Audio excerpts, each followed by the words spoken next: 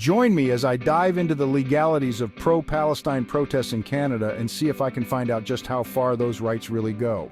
Pro-Palestine protests have been a common sight in Canada in recent years, with many Canadians taking to the streets to express their solidarity with the Palestinian people.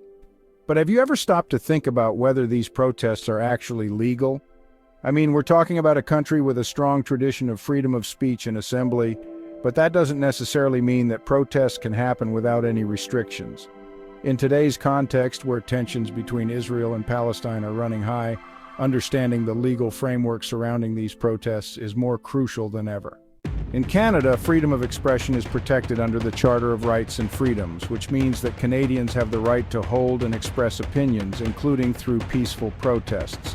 However, this right is not absolute, and there are certain limits that can be placed on it. For instance, protests that promote hate speech or violence are not protected under the Charter. So, where do pro-Palestine protests fit into this picture? As we'll see throughout this video, the legality of pro-Palestine protests in Canada is a complex and multifaceted issue. There are many different factors at play, from the specific laws and regulations governing protests in different jurisdictions to the ways in which these laws are enforced by police and other authorities. By exploring these complexities, we can gain a better understanding of just how far our rights to free speech and assembly really go. Organizers and participants of pro-Palestine protests in Canada often face a range of challenges when it comes to navigating the legal framework surrounding these events. For one thing, there's the issue of permits and permissions. In many cities, protesters need to obtain a permit from the city or police department in order to hold a rally or march. But what if the authorities deny your permit application, or if they impose conditions on the protest that you don't agree with? Do you have the right to appeal these decisions, and if so, how? Another challenge faced by protesters is the risk of arrest or police violence.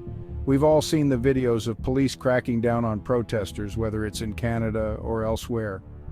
But what rights do protesters have when it comes to interacting with the police? Can they resist arrest, or do they have to comply with police orders? And what about when it comes to issues like kettling, where police surround and detain protesters for extended periods of time? In addition to these practical challenges, there are also broader legal and political issues at play. For instance, how do we balance the right to free speech and assembly with the need to prevent hate speech and discrimination? This is a particularly thorny issue when it comes to pro-Palestine protests, which are often met with counter-protests and accusations of anti-Semitism. In recent years, there have been a number of high-profile cases involving pro-Palestine protests in Canada, which have helped to shape our understanding of the legal landscape. One notable example is the case of the Al-Quds rally, which takes place annually in Toronto. This rally has been the site of controversy and conflict in the past, with some critics accusing it of promoting hate speech and violence. But what do the courts have to say about these allegations? In 2019, a court ruling upheld the right of protesters to hold the Al-Quds rally, despite objections from the city and local Jewish organizations. The court found that the rally was a legitimate exercise of free speech, and that the city had failed to provide sufficient evidence to justify restricting it. This ruling was seen as a major victory for free speech advocates, but it also highlighted the ongoing tensions and debates surrounding pro-Palestine protests in Canada. When it comes to the legal rights of protesters, there are a few key laws and regulations that come into play. One of the most important is the Canadian Charter of Rights and Freedoms, which enshrines the right to freedom of expression and assembly.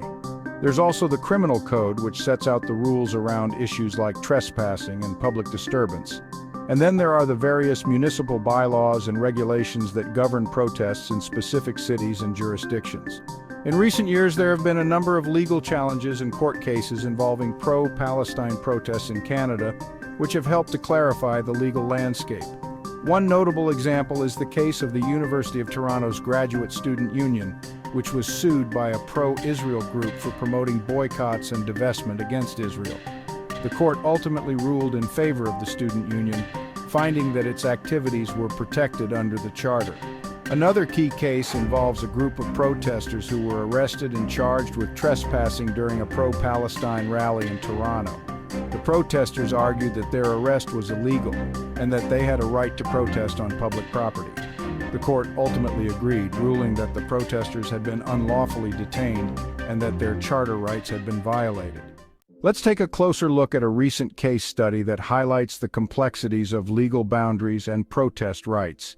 In 2022, a group of protesters organized a rally in Vancouver to protest the Israeli occupation of Palestine. The rally was peaceful and well organized, but it was met with a heavy police presence and a number of arrests. The protesters argued that the police had overstepped their bounds and that their rights to free speech and assembly had been violated. In the aftermath of the rally, a number of protesters were charged with various offenses, including trespassing and public disturbance. However, many of these charges were eventually dropped, and the protesters were able to negotiate a settlement with the city. The case highlights the ongoing challenges and debates surrounding pro-Palestine protests in Canada, and the need for ongoing vigilance and advocacy when it comes to protecting our rights. So what have we learned about the legality of pro-Palestine protests in Canada?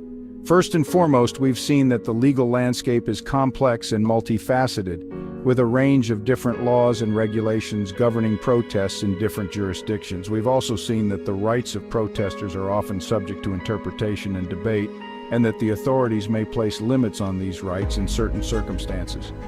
Despite these challenges, it's clear that pro-Palestine protests have an important role to play in Canadian society.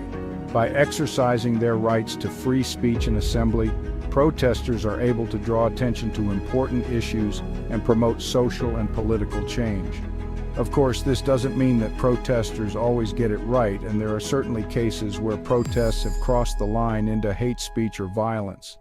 But by and large, pro-Palestine protests in Canada are a vital part of our democratic tradition and an important tool for promoting justice and equality.